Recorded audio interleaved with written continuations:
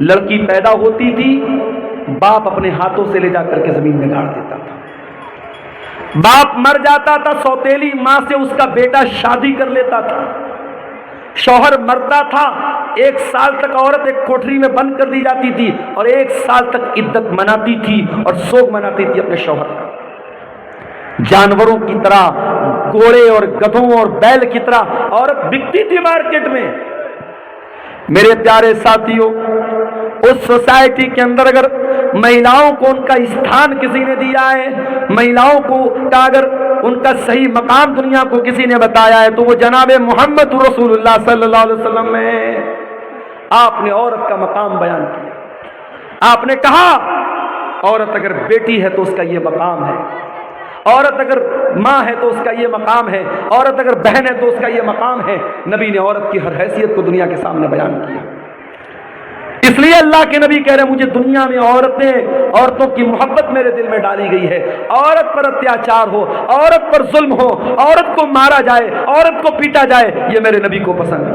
فَإِذَا جِئْنَا مِن كُلِّ أُمَّةٍ بِشَهِيدٍ، اے نبی اس وقت آپ کا کیا حال ہوگا جب ہر امت میں سے ہم ایک گواہ لائیں گے. وَجِئْنَا بِكَ عَلَىٰ هَٰؤُلَاءِ شَهِيدًا، اور ہم آپ کے اوپر آپ کو گواہ لائیں. جب اس آیت پر پہنچے عبداللہ بن مسعود کہتے اللہ کے نبی نے فرمایا حسبک الآن، اے عبداللہ رک جاؤ، بس کرو. کہتے میں نے نظر اٹھا کے دیکھا فَإِذَا عَيْنَاهُ تَذْرِفَانِ، اللہ کے پیارے نبی کی دونوں آنکھوں سے آنسو بہ رہے تھے. اللہ کے نبی رو رہے تھے. کیوں رو رہے تھے؟ ذمہ داری کا احساس تھا آپ کے کندھے پر. آپ کو اس بات کا احساس تھا کہ اتنی بڑی ذمہ داری میرے کندھے پر ڈالی جائے گی. معاف کرنا میرے بھائیوں، آج ہمارے اندر کمی ہے کسی چیز کی تو ذمہ داری کے احساس کی کمی ہے. جلسہ کرانے والوں سے کہنا چاہوں گا بہت اچھا کام کرتے ہیں آپ. کوئی جلسے کی کمیٹی کا صدر ہے، کوئی سیکریٹری ہے، کوئی خزانچی ہے. میں کہیں پروگرام میں جاتا ہوں، لوگ بڑے فخر سے کہتے ہیں شیخ صاحب میں جلسے کا ناظم ہوں، میں جلسے کا صدر ہوں، میں مدرسے کا ناظم ہوں. لوگ فخر کرتے ہیں، لوگ ناز کرتے ہیں. میں کہتا ہوں میرے پیارے بھائیو، اللہ نے آپ کو ذمہ دار بنایا ہے، اس ذمہ داری پر فخر مت کیا کرو، اس ذمہ داری کو نبھانے کی کوشش کیا کرو. آپ کے اسی کٹیہار کے علاقے میں جلسہ ہو رہا ہے اور جلسے کا بہت بڑا گیٹ لگایا جا رہا ہے، اور ایک طرف مولانا جرجیت صاحب کی اور ایک طرف میری بڑی بڑی فوٹو اس گیٹ پر لگا کر کے پوری دنیا میں اس کو پبلش کیا جا رہا ہے. کیوں؟ لوگ تو ہم سے سوال کرتے ہیں. میرے پاس فیس بک پر، واٹس ایپ پر سینکڑوں لوگوں نے سوال کیا کہ آپ کیوں نہیں منع کرتے؟ آج گیٹ لگ رہا ہے، کل اسٹیچو بننا شروع ہو جائے. برائیاں اسی طریقے سے میرے بھائیوں، برائیاں جب شروع ہوتی ہیں نا بہت چھوٹی شکل میں ہوتی ہیں، پھر وہ دھیرے دھیرے انڈے دیتی ہیں، بچے دیتی ہیں. پہلے آپ کے کٹیہار میں جلسے نہیں ہوتے تھے، پھر دھیرے دھیرے جلسوں کے پوسٹر میں، اشتہار میں فوٹو ڈالنے کا سسٹم آیا. مجھ سے لوگ فوٹو مانگتے ہیں، جلسہ کمیٹی کے لوگ. میں کہتا ہوں نہیں، میں فوٹو نہیں دوں گا. مگر آج کے زمانے میں فوٹو حاصل کرنا کون سا مشکل کام ہے؟ آپ گوگل پہ عبدالغفار سلفی لکھیں، بہت فوٹو آ جائیں گے آپ کے سامنے. فوٹو لے لیا لوگوں نے، لے کے پوسٹر پہ ڈال دیا. اب لوگ تو مجھ سے پوچھتے ہیں عبدالغفار صاحب آپ نے کیوں پرمیشن دی، کوئی جا؟ میں نے کہا بھائی میں منع کرتا ہوں، مگر یہ جلسے والے مانے تب تو. اور ابھی آپ کے اسی علاقے میں پروگرام ہونے والا ہے اور بڑے بڑے گیٹ پر قد آدم سائز کا ہمارا اور مولانا جرجیت صاحب کا فوٹو لگا دیا لوگوں. اب صاحب وہ لوگ مجھ سے پوچھ رہے ہیں کہ آپ لوگ مولوی ہیں کہ نیتا ہیں، کیا ہیں آپ؟ ذمہ داروں سے کہنا چاہوں گا، جلسے کی کمیٹی کے لوگوں سے کہنا چاہوں گا، آپ کوئی راجنیتک پروگرام نہیں کرتے ہیں، کوئی پولیٹیکل پروگرام نہیں ہے. آپ ایک ریلیجیس فنکشن، ایک دھارمک آیوجن، ایک مذہبی پروگرام کرتے ہیں. اور جب مذہبی پروگرام کرتے ہیں تو مذہب کے دائرے میں رہ کر کے کام کیجیے. میں ہر تقریر میں بول رہا ہوں، سیمانچل کے جلسوں میں پائی جانے والی خرابیوں پر شاید، میں دعویٰ تو نہیں کرتا ہوں، شاید جتنا میں نے بولا ہے شاید کسی دوسرے وقتہ نے، کسی دوسرے مقرر نے بولا. یہ عورتوں کا جمگھٹ، یہ لڑکیوں کا سڑکوں پر لائن لگا کر کے ایک دوسرے کے سامنے کھڑا ہونا، یہ عورتوں کا لڑکیوں کا بیٹھ کر کے خریداری کرنا، یہ جوان لڑکیوں کا سج سنور کر کے پروگرام میں آنا، میں نے ہر بات کو لے کر کے ٹوکا ہے، منع کیا ہے، اعتراض کیا ہے، مگر وہ کہاوت ہے بھینس کے آگے بین بجاؤ بھینس کھڑی پگرائے، بھینس کی طرح ہم اور آپ ہو چکے ہیں۔ ذمہ دار ہو تو یہ ذمہ داری آپ کے گردن پر ایک بہت بڑی امانت ہے، اس امانت کے بارے میں سوچو میرے بھائی۔ جلسہ کرا رہے ہو، جلسے کے اندر کوئی ایسا کام نہ ہو کہ کل قیامت کے دن اللہ آپ سے پوچھے کہ تو جلسے کا صدر تھا، تو جلسے کا سیکریٹری تھا، تو کمیٹی میں تھا، تو نے یہ کام کیوں ہونے دیا۔ اور میں یہ بھی بتا دوں، مجھے معلوم ہے 500 لوگ 1000 لوگ جلسے میں آتے ہیں، اس میں زیادہ تر لوگ انٹرٹینمنٹ کرنے آتے ہیں، منورنجن کرنے آتے ہیں۔ کس کی تقریر کیسی تھی، بنگلہ وقتہ کیسا بولا، اردو وقتہ کیسا بولا، عبدالغفار صاحب کیسا بولے، فلاں صاحب کیسا بولے، بس وہ اسی مقصد کے لیے آتے ہیں۔ مگر میں یہ بھی جانتا ہوں ان ہزاروں لوگوں کی بھیڑ میں شاید اللہ میری تقریر کو سن کر کے کسی ایک بندے کو ہدایت دے دے۔ واللہ میں نہیں جانتا کہ اس میدان میں جو بھی محنت کر رہا ہوں یہ محنت اللہ کی قبول ہوگی کہ نہیں۔ کل رات میں اتر پردیش میں سدھارتھ نگر میں پروگرام تھا، نیپال بارڈر کے قریب، بنارس سے 300 کلومیٹر دور۔ وہاں میں دوپہر میں کلاس کرتا ہوں، بائی کار وہاں رات میں 10 بجے پہنچتا ہوں، رات میں 1 بجے وہاں سے تقریر کرنے کے بعد اسی کار سے بنارس واپس آتا ہوں، صبح 7:30 بجے گھر پہنچتا ہوں، پھر بیگ لیتا ہوں، مدرسے جاتا ہوں، مدرسے بچوں کو پڑھاتا ہوں، پھر مدرسے سے ڈائریکٹ آپ کے بہار کے لیے نکل جاتا ہوں۔ مجھے پوری رات بستر نصیب نہیں ہوا میرے بھائی۔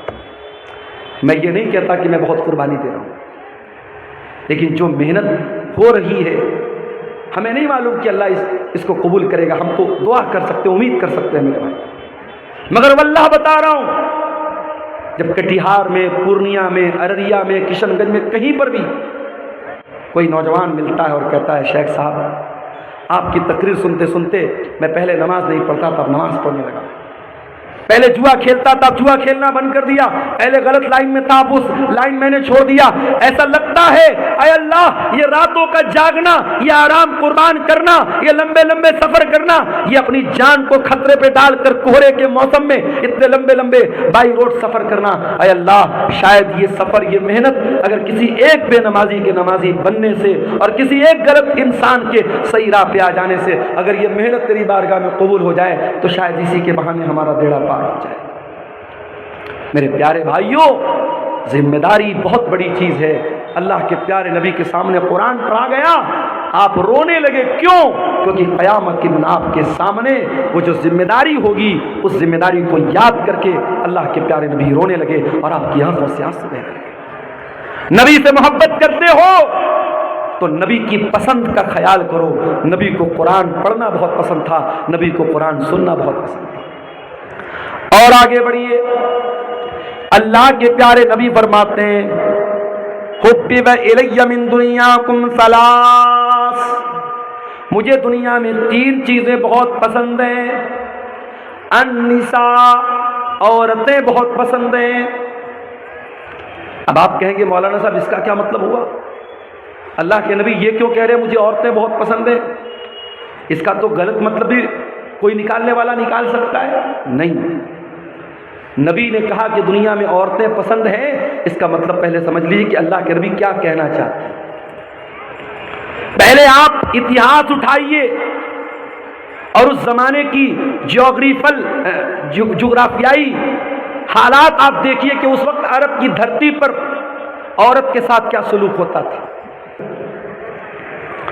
دنیا میں بہت سارے بڑے بڑے لوگ آئے، گاندھی جی کا نام ہمارے دیش میں بہت بڑا نام ہے، گاندھی جی کو کہا جاتا ہے صاحب مہاتما گاندھی، بہت بڑے بڑے نام آئے۔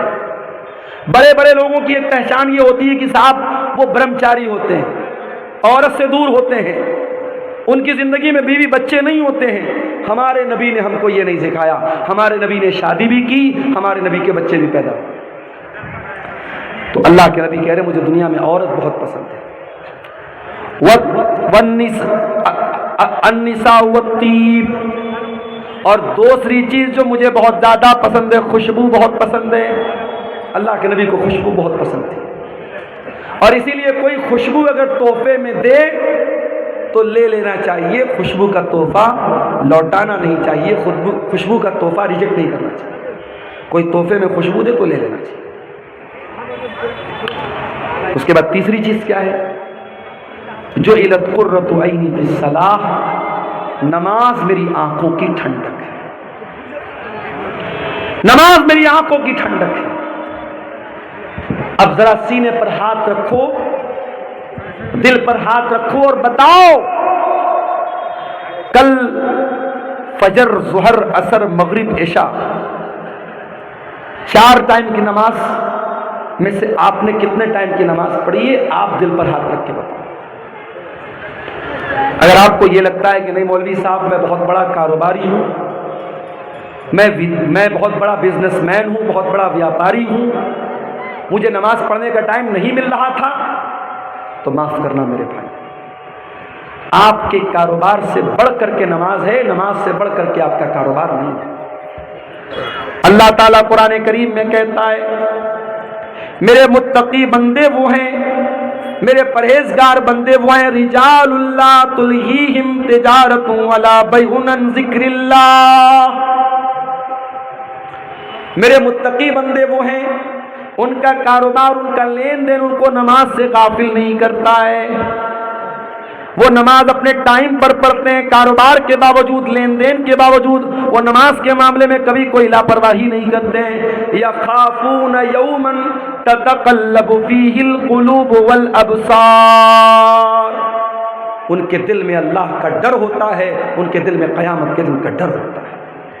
قیامت کے دن پہلا سوال یہ نہیں ہوگا کہ آپ کتنا پیسہ کماتے تھے، آپ کے بچے کتنے تھے، آپ کی بیوی کیسی تھی، آپ کا پریوار کیسا تھا۔ دنیا کا پہلا سوال قیامت کے دن کیا ہوگا؟ ان اول ما یحاسب به العبد یوم القیامۃ الصلاۃ، بندے سے پہلا سوال نماز کے بارے میں۔ نماز کے بغیر جنتی جنت میں نہیں جائے گا، اور بے نمازی اسی بے نمازی ہونے کی وجہ سے جہنم میں جائے گا۔ اللہ قرآن کے 29ویں پارے میں کہتا ہے جب جنتی جنت میں چلے جائیں گے، جہنمی جہنم میں چلے جائیں گے، جنتی جہنمیوں سے سوال کریں گے ما سلککم فی سقر، اے جہنمیوں تم جہنم میں کیوں آئے، تم نے کون سا ایسا گناہ کیا تھا تم جہنم میں چلے آئے؟ قالوا لم نک من المصلین، تو جہنمی جواب دیں گے ہم نماز نہیں پڑھتے تھے۔ میرے بھائیوں، اگر نبی سے محبت کرتے ہو، نبی کو نماز سے بہت محبت تھی۔ نبی جب ٹینشن میں ہوتے تھے تو بلال سے کہتے تھے یا بلال ارحنا بالصلاۃ، اے بلال نماز کے ذریعے ہمارے دل کو سکون عطا کرو۔ میرے نبی جب ٹینشن میں ہوتے تھے نماز میں کھڑے ہو جاتے تھے، مصلی پر کھڑے ہو جاتے تھے۔ نماز کے ذریعے بندہ اپنے رب سے سب سے زیادہ قریب ہوتا ہے۔ میرے نوجوان بھائیوں، جن کو جاب نہیں مل رہی ہے، جو گورنمنٹ جاب کے لیے ایگزام دے کر کے بیٹھے ہیں اور رزلٹ کے انتظار میں ہیں، جو آئی اے ایس کی تیاری کر رہے ہیں، جو آئی پی ایس کی تیاری کر رہے ہیں، جو یو پی ایس سی کی تیاری کر رہے ہیں، جو بی پی ایس سی کی تیاری کر رہے ہیں، جو نیٹ کے ایگزام کی تیاری کر رہے ہیں، دنیا کی کوئی بھی ٹینشن ہو، آؤ اللہ کی بارگاہ میں سجدہ تو کرو، اللہ کے آگے اپنا سر تو جھکاؤ، اپنے رب سے سجدے میں مانگ لو جو مانگنا ہے، اور خاص طور سے رات میں اگر ٹائم ملے تو تہجد کی نماز پڑھ لو میرے بھائیوں، اور تہجد کی نماز میں سجدے میں مانگ لو اللہ سے جو مانگنا ہے، انشاءاللہ آپ کی دعا قبول ہوگی۔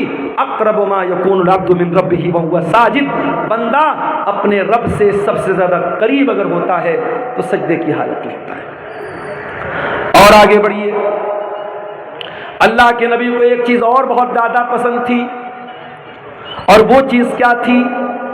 شرم و حیا بہت زیادہ آپ کو پسند تھی۔ ایک مرتبہ ایک عورت آپ کے پاس آئی، عورت کا نام تھا فاطمہ بنت عقبہ، وہ بیعت لینے کے لیے آئی۔ اس نے آ کر کے پردے کے اس پار عورت ہے، اس پار اللہ کے نبی ہیں، وہ کہتی ہے اللہ کے نبی میں بیعت کرتی ہوں، نبی نے کہا بیعت کرو، کہتی ہے میں بیعت کرتی ہوں۔ آپ نے کہا بیعت کرو اللہ کے ساتھ شرک نہیں کرو گی؟ اس نے کہا ہم اللہ کے ساتھ شرک نہیں کریں گے۔ آپ نے کہا چوری نہیں کرو گی؟ اس نے کہا چوری نہیں کریں گے۔ آپ نے کہا زنا نہیں کرو گی؟ جب اس لڑکی نے، اس عورت نے زنا کا نام سنا، حدیث کے الفاظ ہیں، مسند احمد کی روایت ہے، اس عورت نے اپنے ہاتھ کو اپنے سر پر رکھا۔ اس کو بہت حیرت ہوئی، عزت دار عورت، شریف عورت، اچھے خاندان کی عورت زنا کے بارے میں سوچ بھی نہیں سکتی ہے۔ اے اللہ کے نبی، آپ مجھ سے بیعت لینا چاہتے ہیں، میں تو زنا کے بارے میں سوچ بھی نہیں سکتی۔ اللہ کے نبی کو اس عورت کا انداز بہت پسند آیا۔ آپ نے حضرت عائشہ سے کہا کہ دیکھو کتنی شریف عورت ہے، کتنی عزت دار عورت ہے۔ زنا کا نام آیا تو اس نے فوراً سر پر ہاتھ رکھ لیا۔ اس کے لیے یہ تصور کے باہر کی بات ہے، یہ سپوز بھی نہیں کر سکتی، یہ سوچ بھی نہیں سکتی کہ زنا کرے گی وہ عورت۔ اور آج حالات کیا ہیں؟ آج حالات یہ ہیں کہ پہلے کے دور میں پورے گاؤں میں، پورے علاقے میں اگر کسی کے بارے میں یہ سن لیا جائے کہ وہ غلط کام کر رہا ہے یا وہ لڑکی غلط کام کر رہی ہے، پورا گاؤں تھوکتا تھا اس لڑکا اور لڑکی کے اوپر۔ اور آج حالات یہ ہے میرے بھائی، حالات یہ ہیں، گرل فرینڈ، بوائے فرینڈ، یہ کلچر عام ہوتا چلا جا رہا ہے۔ اور آج زناکاری اور بدکاری کو پروموٹ کیا جا رہا ہے۔ آج ریلوے اسٹیشن پر چلے جاؤ، بڑے بڑے پارکوں میں چلے جاؤ، بڑے بڑے ہوٹلوں میں چلے جاؤ، مسلمان لڑکیاں، مسلمان لڑکے آپ کو اس لعنت میں، اس برائی میں، اس دلدل میں مبتلا نظر آئیں گے میرے بھائی۔ زنا سے اپنے آپ کو بچاؤ میرے بھائیوں۔ اللہ کے نبی بے حیائی کو بہت زیادہ ناپسند کرتے تھے اور حیا کو بہت زیادہ پسند کرتے تھے۔ اور آگے بڑھیے، اللہ کے نبی کو ایک چیز اور بہت زیادہ پسند تھی، اور وہ چیز یہ تھی کہ اللہ کے پیارے نبی کبھی کسی کو نہ نہیں کرتے تھے، سخاوت بہت کرتے تھے اللہ کے نبی، بہت سخی تھے آپ، بہت پیسے والے تو نہیں تھے، بہت دولت والے تو نہیں تھے، مگر جتنا اللہ نے نوازا تھا آپ اللہ کی راہ میں خرچ کر دیتے تھے۔ اپنے انتقال سے ایک دن پہلے اللہ کے نبی نے اپنے سارے ہتھیار مسلمانوں کو دے دیے، جو بھی تیر تھے، تلوار تھے، سب مسلمانوں کو ہبہ کر دیے، دے دیے۔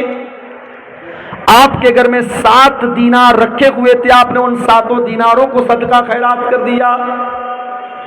اپنے لیے کوئی زمین نہ اکٹھا کی، اپنے لیے کوئی جائیداد نہ بنائی، کوئی پراپرٹی نہ بنائی۔ ایک مرتبہ ایک صحابی نے آپ کے قیمتی چادر لا کے دے دی۔ اس وقت اللہ کے نبی کو اس چادر کی ضرورت بھی تھی اور آپ کو وہ چادر بہت پسند بھی تھی۔ آپ نے اس چادر کو اپنے بدن پہ اوڑھ لیا۔ ایک دوسرے صحابی آئے، کہنے لگے اے اللہ کے نبی اگر آپ برا نہ مانے تو یہ چادر مجھ کو دے دیں۔ صحابہ کرام کو بہت برا لگا کہ اللہ کے نبی کو اس چادر کی ضرورت بھی ہے اور اللہ کے نبی کو وہ چادر پسند بھی ہے، اور صحابی جانتے ہیں کہ اللہ کے نبی کسی کو نہ نہیں کرتے، پھر وہ چادر مانگ رہے ہیں۔ انہوں نے کہا اللہ کے نبی اگر آپ مجھے اپنی یہ چادر دے دیں تو بڑا اچھا ہو۔ نبی نے اپنے بدن کی وہ چادر اتاری اور صحابی کو دے دی۔ جیسے ہی نبی نے صحابی کو چادر دے دی، صحابی نے چادر کو چوم لیا، کہا اے اللہ کے نبی میں یہ چادر اوڑھنے کے لیے نہیں مانگ رہا تھا، میں یہ چادر پہننے کے لیے نہیں مانگ رہا تھا، کیونکہ یہ چادر آپ نے اوڑھی ہے، آپ کی باڈی سے یہ چادر ٹچ ہوئی ہے، آپ کے بدن پر یہ چادر اوڑھی گئی ہے۔ میں چاہتا ہوں کہ جب میں انتقال کر جاؤں، جب میں دنیا سے چلا جاؤں، میرے کفن میں اس چادر کو استعمال کیا جائے، میرے کفن میں اس چادر کو یوز کیا جائے۔ مگر مسئلہ یاد رکھیے گا، نبی کے بدن کو اللہ تعالیٰ نے برکت والا بنایا اور نبی کے بدن سے تبرک حاصل صحابہ کرام کرتے تھے۔ اب کسی ایرے غیرے نتھو خیرے آج کے دور کے کسی عالم، کسی امام، کسی پیر، کسی بزرگ کو یہ ادھیکار نہیں ہے کہ اس کے بدن کو لوگ برکت والا سمجھیں اور اس کے بدن کا اترا ہوا کپڑا اس کو لوگ برکت والا سمجھ کے پہنے، اس کی اجازت نہیں ہے۔ یہ چیز نبی کے ساتھ خاص تھی، صحابہ کے ساتھ خاص تھی۔ صحابہ نبی کے بدن کو برکت والا سمجھتے تھے اور نبی نے ان کو منع بھی نہیں کیا، بعد میں کسی کے انسان کے لیے اس کی پرمیشن نہیں دی۔ تو نبی کو کنجوس لوگ پسند نہیں تھے۔ ایک صحابی اللہ کے نبی کے پاس آئے، بہت میلا کچیلا کپڑا پہنے ہوئے تھے، بڑا پھٹا پرانا کپڑا پہنے ہوئے تھے، آپ نے پوچھا الک من مال، کیا تیرے پاس مال و دولت ہے، پیسہ ہے، روپیہ ہے؟ کہا اللہ کے نبی بہت پیسہ ہے، اتنے اونٹ ہے، اتنے گائے، اتنے بیل، اتنے بکریاں ہیں۔ آپ نے فرمایا جب اتنے پیسے والا تو ہے تو یہ پھٹا پرانا کپڑا کیوں پہن کے آیا ہے؟ اے میرے صحابی، جب اللہ تعالیٰ تم کو کوئی نعمت دیتا ہے تو اللہ تعالیٰ یہ چاہتا ہے کہ وہ نعمت تمہارے بدن پہ نظر آئے۔ کچھ لوگوں کو میں نے دیکھا سرکاری نوکری کر رہے ہیں، مدرسے میں، اسکول میں، 50,000 60,000 روپیہ مہینہ تنخواہ ہے، مگر ان کی نیت میں اتنی کنجوسی ہے 10 روپے کی چائے پلانا بھی ان کے لیے بہت مشکل ہے۔ اور وہ چاہے تو کار خرید سکتے ہیں، مگر وہ اپنے گھر سے مدرسہ یا اسکول سائیکل چلا کے جاتے ہیں۔ یعنی ایک انسان 5,000 روپیہ مہینہ کما رہا ہے، اس کے مقابلے میں یہ 50-60,000 روپیہ مہینہ کما رہا ہے۔ اس کا لائف اسٹائل اور اچھا ہونا چاہیے، مگر یہ اور کنجوس ہوتا چلا جاتا ہے۔ تو یاد رکھو میرے بھائی، اگر اللہ تعالیٰ آپ کو نعمت دیتا ہے، اگر اللہ نے آپ کو دولت والا بنایا ہے، تو آپ کی ویش بھوشا سے، آپ کے کپڑے سے، آپ کی ڈریس سے یہ پتہ لگنا چاہیے کہ ہاں اللہ نے آپ کو نوازا ہے۔ یہ اسلام میں کوئی اچھی چیز نہیں ہے کہ آپ پیسے والے ہیں اور پھٹا پرانا میلا کچیلا کپڑا پہنے۔ اس بات کی اسلام کے اندر اللہ کے نبی نے اس کو پسند نہیں کیا ہے۔ نبی نے پسند کیا کیا ہے؟ جب اللہ تعالیٰ نے آپ کو کوئی نعمت دی ہے تو وہ نعمت آپ کے اوپر نظر آنی چاہیے۔ اسی طریقے سے میرے بھائیوں، اللہ کے نبی کو ایک چیز اور بہت زیادہ پسند تھی، اور وہ چیز یہ تھی کہ آپ آخرت کی نعمتوں کو پانا چاہتے تھے اور دنیا کی نعمتوں سے بس ضرورت بڑا فائدہ اٹھاتے تھے، دنیا سے آپ دل نہ لگاتے تھے، دنیا سے بہت زیادہ آپ رشتہ نہیں جوڑتے تھے۔ اس کی 2-3 مثالیں آپ کے سامنے بیان کر دیتا ہوں۔ اللہ کے پیارے نبی کے پاس ایک مرتبہ صحابہ کرام آتے ہیں، چٹائی پر اللہ کے نبی لیٹے ہوئے اور چٹائی کے نشان آپ کے باڈی کے اوپر، آپ کے شریر کے اوپر پڑے ہوئے ہیں۔ صحابہ کرام اپنے نبی کی یہ حالت دیکھ کر کے تڑپ جاتے ہیں۔ صحابہ کرام کہتے ہیں لَوِ اتَّخَذْنَا لَكَ وِطَانًا یا رسول اللہ، اے اللہ کے نبی آپ ہم کو اجازت دے دیں، ہم آپ کے لیے آرام دہ گدے کا انتظام کر دیں، بستر کا انتظام کر دیں۔ آپ نے فرمایا مالی ولی دنیا، اے میرے صحابہ میرا دنیا سے کیا لینا دینا ہے؟ ما انا الا کراکب استظل تحت شجرۃ ثم راح فترکها، اے میرے صحابہ میں تو دنیا میں اس مسافر کی طرح ہوں جو سفر پہ نکلا ہے اور کسی پیڑ کی چھاؤں میں آرام کر رہا ہے، اور تھوڑی دیر وہ آرام کرتا ہے پھر اپنی منزل کی طرف چلا جاتا ہے۔ اے میرے صحابہ یہ دنیا میرے لیے وقتی آرام کرنے کی جگہ ہے، یہ دنیا میری منزل نہیں ہے، یہ میری آرام کرنے کی جگہ ہے، یہ میرا آخری ٹھکانہ نہیں ہے۔ یہ اللہ کے نبی کا مزاج تھا، یہ اللہ کے نبی کی پسند تھی۔ اور آگے بڑھیے، ایک مرتبہ حضرت عمر آتے ہیں اللہ کے نبی کے کمرے میں۔ نبی کا کمرہ ہے، ایک چٹائی بچھی ہوئی ہے، ایک لکڑی کا پیالہ رکھا ہوا ہے، کنارے تھوڑی سی جو رکھی ہوئی ہے، ایک چمڑے کا تھیلا ہے جس میں پانی بھرا ہوا ہے۔ یہی نبی کا پورا کمرہ ہے اور یہی نبی کی کل کائنات ہے۔ کوئی فرنیچر نہیں، کوئی مسیری نہیں، کوئی گدا نہیں، کوئی نرم و نازک تکیہ نہیں، نبی کے کمرے میں یہ چھوٹی چھوٹی چیزیں ہیں۔ حضرت عمر فاروق کی آنکھوں میں آنسو آ جاتے ہیں، رونے لگتے ہیں اور کہتے ہیں اللہ کے نبی، قیصر و کسریٰ تو اپنے اپنے محلوں میں آرام سے رہتے ہیں، آپ تو اللہ کے آخری نبی ہیں، آپ ہم سب کے چہتے ہیں، ہم سب کے محبوب ہیں، اور آپ ایسی زندگی گزر کر رہے ہیں۔ اے اللہ کے نبی ہم ایسا ہوتے ہوئے نہیں دیکھ سکتے، یہ ہم کو ٹھیک نہیں لگ رہا، یہ ہم کو مناسب نہیں لگ رہا۔ بادشاہ، دنیا کے بادشاہوں کی آپ کے سامنے کیا اوقات ہے؟ قیصر و کسریٰ تو اپنے محلوں میں آرام سے رہتے ہیں اور آپ ایسی معمولی چٹائی پر لیٹتے ہیں اور ایسی سمپل زندگی آپ گزر کرتے ہیں۔ آپ نے فرمایا اے عمر اما ترضى ان تكون لهم الدنيا، اے عمر کیا تم یہ نہیں چاہو گے کہ قیصر و کسریٰ کو دنیا کا عیش و آرام مل جائے، دنیا کی نعمتیں مل جائیں، وتكون لنا الاخرہ، اور تمہارے نبی کو اللہ تعالیٰ آخرت کی نعمتوں سے نواز دے۔ اے عمر تمہارا نبی دنیا بنانے کے لیے نہیں آیا، تمہارا نبی آخرت بنانے کے لیے آیا۔ میرے بھائیوں، اسی نبی کا کلمہ ہم اور آپ پڑھتے ہیں۔ ہمارا آپ غور کریں، 24 گھنٹے کو ہم ڈیوائیڈ کریں کہ 24 گھنٹے میں کتنے گھنٹے ہم دنیا کو دیتے ہیں اور کتنے گھنٹے آخرت کو دیتے ہیں۔ رات میں بستر پہ سونے جاؤ تو سوچو، بچوں کے لیے یہ زمین بنا دیا، یہ جائیداد بنا دیا، یہ کر دیا، وہ کر دیا، بینک میں اتنا بیلنس بنا دیا، اتنا پیسہ بیوی کو دے دیا، اتنا پیسہ بچوں کے لیے بنا دیا۔ قبر کی زندگی کے لیے آپ نے کیا کیا؟ آخرت کی زندگی کے لیے آپ نے کیا کیا؟ قیامت کے دن کو اللہ کی بارگاہ میں جواب دینے کے لیے آپ نے کیا تیاری کر کے رکھی ہے؟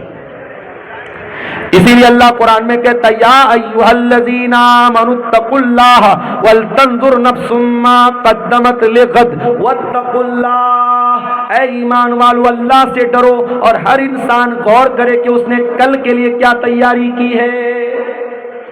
کل کے لیے آپ کے پاس کیا پلان ہے؟ آخرت کے لیے آپ کے پاس کیا پلان ہے؟ قبر کی زندگی کے لیے آپ کے پاس کیا پلان ہے؟ دنیا میں لوگوں کو خوش کرنے کے چکر میں ہم حرام کام بھی کرتے ہیں۔ لڑکی کی شادی ہو رہی ہے، لڑکے کی شادی ہو رہی ہے۔ بنارس میں بھی ایک شادی میں نے شادی اٹینڈ کی، جس ہال کے اندر شادی تھی، جس میرج لان کے اندر شادی تھی، لوگوں نے بتایا کہ 8 لاکھ روپے کا لون تھا۔ 8 لاکھ روپیہ صرف اس جگہ کا کرایہ تھا جہاں پہ وہ شادی ہو رہی تھی، ولیمہ ہو رہا تھا، اور ولیمہ میں جو طرح طرح کے کھانے تھے 40 لاکھ روپے کا کھانا تھا۔ امت کے کتنے غریب آج بھوک سے مر رہے ہیں، کتنے لوگوں کے پاس ڈھنگ کا مکان نہیں ہے، سر چھپانے کو چھت نہیں ہے، کتنی غریب بچیاں ہیں، ان کے ماں باپ کے پاس اپنی بچی کی شادی کا انتظام نہیں ہے، اور 40 لاکھ روپے کا کھانا، اور وہ کھانا بھی آدمی 30% کھاتا ہے، 70% ڈسٹ بن میں پھینکا جاتا ہے وہ کھانا۔ میرے پیارے ساتھیوں، یاد رکھو، ثم لتسألن یومئذ عن النعیم۔ اللہ نے اگر کوئی نعمت دی ہے آپ کو تو اس نعمت کا حساب ہمیں قیامت کے دن دینا پڑے گا۔ ہم اور آپ یہ تصور کریں اور سوچیں کہ اللہ نے ٹھیک ہے ہم کو دولت سے نوازا ہے، پیسہ ہے ہمارے پاس، مگر ایک دن کی شان و شوکت کے لیے پانی کی طرح پیسہ بہانا، اور جہاں دولت کی ضرورت ہے، جہاں سرمایہ کی ضرورت ہے، جہاں پیسے کی ضرورت ہے، وہاں اپنے دل کو چھوٹا کر لینا، میرے بھائیوں یہ اچھی بات نہیں ہے۔ نبی نے ہمیں یہ سبق دیا کہ دنیا سے نہیں، آخرت سے دل لگاؤ اور آخرت کی تیاری کرو۔ اب آئیے تقریر کے دوسرے پوائنٹ کی طرف، اللہ کے نبی کو کیا ناپسند تھا، جلدی جلدی 2-4 چیزیں دیکھ لیتے ہیں۔ اللہ کے نبی فرماتے ہیں،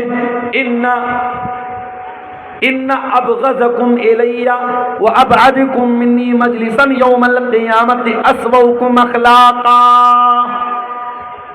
غور سے سنیے گا، اللہ کے نبی فرما رہے ہیں کہ سب سے زیادہ میں کسی سے نفرت کرتا ہوں، اور سب سے زیادہ قیامت کے دن اگر کوئی مجھ سے دور رہے گا تو وہ انسان رہے گا جس کے اخلاق برے ہوں۔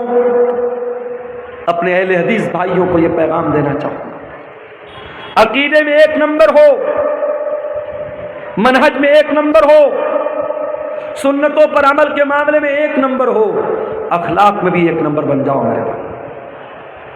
آج ہم اخلاق میں بہت پیچھے ہیں۔ جب کوئی ہم سے ملتا ہے، ہمارا عقیدہ بعد میں دیکھتا ہے، ہمارا منہج بعد میں دیکھتا ہے، ہماری نماز کا طریقہ بعد میں دیکھتا ہے، ہماری وچار دھارا کو بعد میں دیکھتا ہے، ہمارے نظریات کو بعد میں دیکھتا ہے۔ پہلے وہ ہمارے اخلاق کو دیکھتا ہے، ہمارے کیریکٹر کو دیکھتا ہے، ہماری بول چال کو دیکھتا ہے، ہمارے طور طریقوں کو دیکھتا ہے۔ اس لیے پہلے اپنے کیریکٹر اور اخلاق کو اچھا بناؤ۔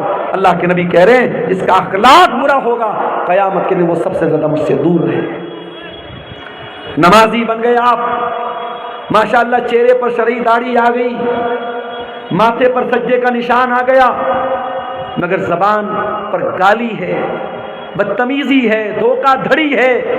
بڑی داڑھی ہونے کے باوجود اور ماتھے پر سجدے کا نشان ہونے کے باوجود اگر آپ کا اخلاق گڑبڑ ہے تو قیامت کے دن میرے پیارے ساتھیوں ہمیں اور آپ کو پچھتانا پڑ جائے گا۔ اللہ کے نبی فرماتے ہیں ما من شیء فی المیزان اثقل من حسن الخلق، اللہ کے میزان عمل پر، اللہ کے ترازو پر اگر سب سے بھاری اور سب سے وزندار اگر کوئی چیز ہوگی تو وہ انسان کے بہترین اخلاق ہوں گے۔ اپنے اخلاق کو بہتر بنا لو، انشاءاللہ قیامت کے دن آپ کی نیکیوں کا پلڑا بھاری ہو جائے گا اور اللہ کے میزان عمل پر آپ کامیاب ہو جائیں گے۔ نبی کو ایک اور چیز بہت زیادہ ناپسند تھی اور وہ چیز تھی یکرہ التفحش۔ اللہ کے نبی بے حیائی کی باتوں کو ناپسند کرتے تھے۔ بے حیائی کی باتیں، گندی باتیں، اشلیل باتیں، نبی اپنی زبان سے کبھی گالی نہیں نکالتے تھے میرے بھائی۔ کبھی گالی کے جواب میں بھی آپ نے گالی نہیں دی۔ کبھی کوئی پرائیویٹ ٹائپ کی بات آئی، کبھی میاں بیوی کے بیچ کے رشتے کی بات آئی تو نبی نے وہاں پر بھی بہت ہی ہلکے الفاظ استعمال کیے، اپنی زبان کو آپ نے آلودہ نہیں ہونے دیا۔ اس نبی کی ہم امتی ہیں، ہم اور آپ بھی اپنے آپ کو اشلیلتا سے بچائیں، اپنے آپ کو بے حیائی سے بچائیں۔ آج ہمارے نوجوانوں کا بہت بڑا مسئلہ یہی ہے میرے بھائی، چاہے وہ نوجوان لڑکے ہو چاہے وہ لڑکیاں ہوں۔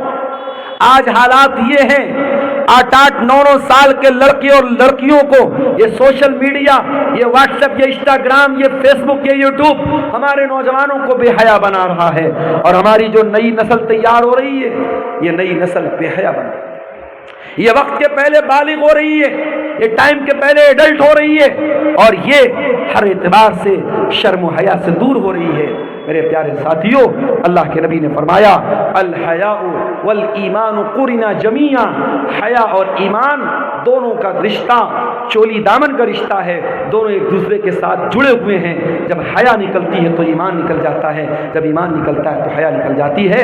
اس لیے میرے پیارے ساتھیوں ہم حیا والے بنے، ہم شرم والے بنے۔ ایک آخری بات بیان کر کے بات ختم کرتا ہوں۔ اللہ کے پیارے نبی کو ایک چیز اور بہت زیادہ پسند تھی، اور وہ یہ چیز یہ تھی کہ آپ کے اوپر کثرت سے درود پڑھا جائے، اللہ کے نبی کے اوپر درود پڑھا جائے۔ فرشتہ آتا ہے اور کہتا ہے کہ اے اللہ کے نبی، کیا آپ اس بات کو پسند کریں گے کہ کوئی آپ کے اوپر درود پڑھے اور اللہ تعالیٰ درود پڑھنے والے کے اوپر 10 رحمتیں نازل کرے؟ اللہ کے نبی نے کہا کہ ہاں میں یہ بات پسند کرتا ہوں۔ نبی کو یہ بات پسند ہے کہ نبی کا امتی نبی پر درود پڑھے۔ میرے پیارے ساتھیوں، ہم اور آپ اپنے نبی پر کثرت سے درود پڑھیں۔ ہمارے ایک وہ بھائی ہیں جو بدعتی ہیں، جو بدعت کے کام کرتے ہیں، ان کے یہاں گڑبڑی یہ آئی کہ انہوں نے درود کے الٹے سیدھے طریقے نکالے، درود کے الٹے سیدھے الفاظ نکالے، اپنے منمانے طریقے انہوں نے درود کے نکالے، اور ہمارے یہاں گڑبڑی یہ آئی کہ ہمیں جو درود جتنا پڑھنا چاہیے اتنا درود ہم نہیں پڑھتے۔ کم سے کم ہمارے پیارے نبی صلی اللہ علیہ وسلم کا نام آئے تو کم سے کم صلی اللہ علیہ وسلم ضرور پڑھیے، اور جب جمعہ کا دن آئے تو کثرت سے میرے پیارے ساتھیوں آپ اللہ کے نبی کے اوپر درود پڑھیے۔